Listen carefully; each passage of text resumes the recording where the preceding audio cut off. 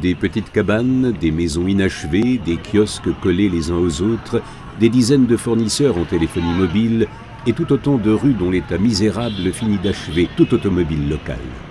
Goma, la capitale de la province du Nord Kivu, donne l'impression d'être aussi chaotique que la situation politique de la République démocratique du Congo. Beaucoup de gens dans les rues sont des déplacés originaires des territoires alentours. À Goma et dans ses environs, ils sont en quête de sécurité. En raison de la situation longtemps instable dans l'est de la République démocratique du Congo, une grande partie de la population vit désormais en tant que déplacés internes. Les conflits perpétuels les contraignent en permanence à quitter leur lieu d'origine. Depuis plus de 10 ans au Nord Kivu, les conditions les plus confuses règnent en maître. Les rebelles, miliciens et seigneurs de guerre se disputent le monopole du pouvoir et des matières premières.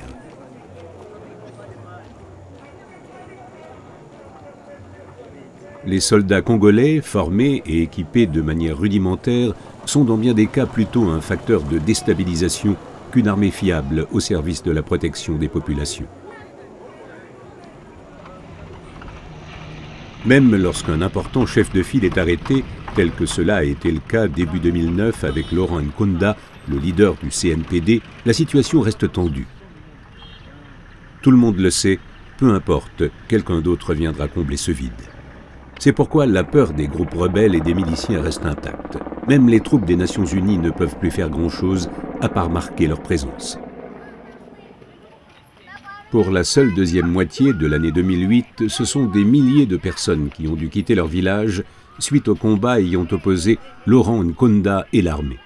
Au milieu de l'année 2009, l'armée congolaise a lancé au Sud Kivu de vastes opérations militaires contre les rebelles des FDLR et ce sont donc plus de 500 000 personnes qui sont en exil.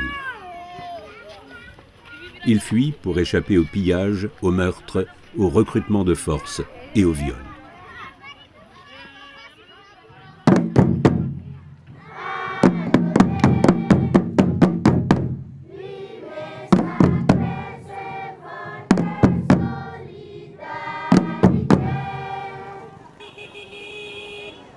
Même la ville de Minova, située à 1 heure de route au sud-ouest de Goma, vit avec les déplacés internes venant du nord.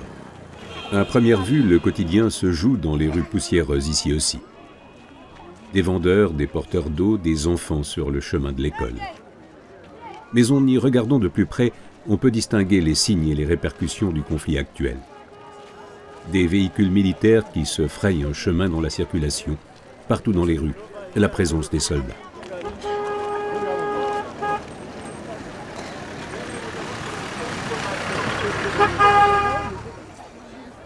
C'est une catastrophe humanitaire. Fin 2008, on comptait ici plus de 30 000 réfugiés vivant dans la plus grande exiguïté. Certains d'entre eux ont été logés chez des habitants de Minova. Mais le plus grand nombre des déplacés est réparti dans 6 camps.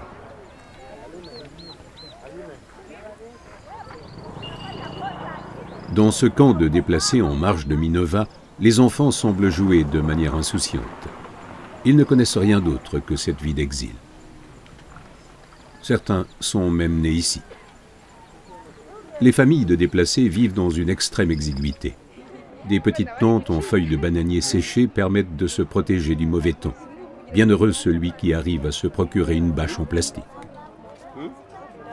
Sifa Nyarashuti n'a pas eu tant de chance. Sasa tulifika Minova vile njo tuko nasumbuka na njala kuteseka. Hawezi ona mvula inatunyesheaka hatupate nafasi ya kulala. Basi vile njo tuko na magumu, hatuna kango tulifika ni hatuna cha kuvala, tulikimbia ni hatuna kakitu. Waadui tena wa huku wanyonya wabandi wanatukamatia kule wanaharibisha wamama. Wakisha waharibisha basi tunaogopa, tunakufia na njala hapa, tunakosa ginzi tutaenda mpori tena. C'est le sort, outre les souvenirs de la misère vécue, que beaucoup de déplacés partagent. Kuko mtoto mwenye alikufa mvita ni tuko nakimbia mwile vita ya kwetu Masisi. Sasa tulikimbiaka, mtoto njoo tulikimbiaka juri kwa masasi ya mingi. Niliko napiga na vibombe nikakimbia mtoto akapotea vile njoo alikufaka. mwingine alikufaa magonjwa, mwingine akakufaa njala.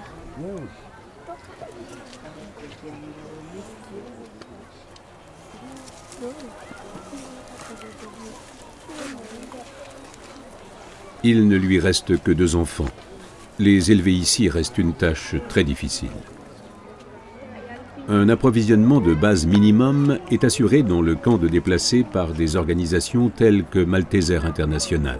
C'est là qu'ils sont pris en charge les premiers temps, qu'ils reçoivent à manger et à boire, ainsi que des soins médicaux. Mais au premier abord, la plupart des blessures restent invisibles. Rien que les soins de base des milliers de déplacés représentent une charge monstre. C'est depuis décembre 2007 que nous avons reçu un afflux massif de déplacés en provenance de la région du Nord Kivu. Il y en a ceux qui se sont intégrés dans les familles d'accueil, d'autres se sont installés dans les sites, comme ici au poste d'État, d'autres dans les églises, dans les écoles. On est en train de servir un nombre de 1161 ménages, de 6161 ménages. Se déplacer ne rentre pas parce que la sécurité n'est pas encore rétablie dans leur milieu d'origine. Il y a encore des bandes armées dans leur milieu d'origine et ils ne peuvent pas rentrer parce que souvent quand ils rentrent pour chercher les vivres, ils sont violés. Les rations alimentaires sont distribuées sur une grande place située à l'extérieur de Minova.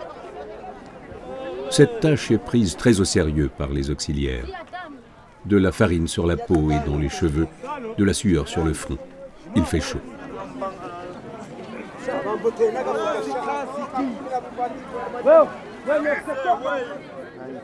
Maneno vumi. Maneno vumi. Maneno vumi. Kuyambi.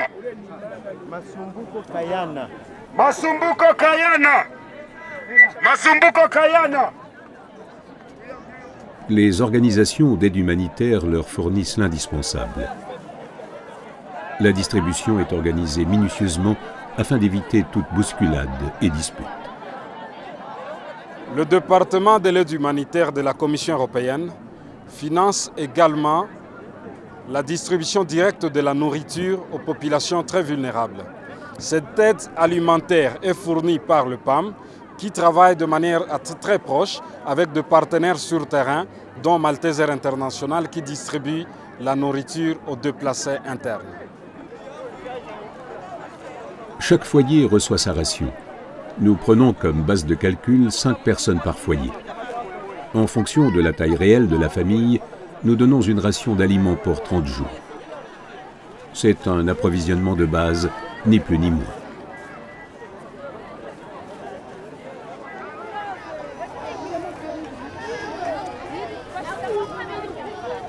Deux sacs de farine pesant 30 kg chacun et 2 bidons d'huile. Ils doivent être apportés dès maintenant à un des camps de déplacés de Minova. C'est un chemin pénible à pied. Sifan Irachuti et son mari ont l'air d'être habitués à pacter et porter des charges. Mais leur pas long et chancelant laisse deviner à quel point le chemin leur sera aussi pénible et ardu à la fin. Le soleil rougeoie dans le ciel. Pas le temps de faire une pause.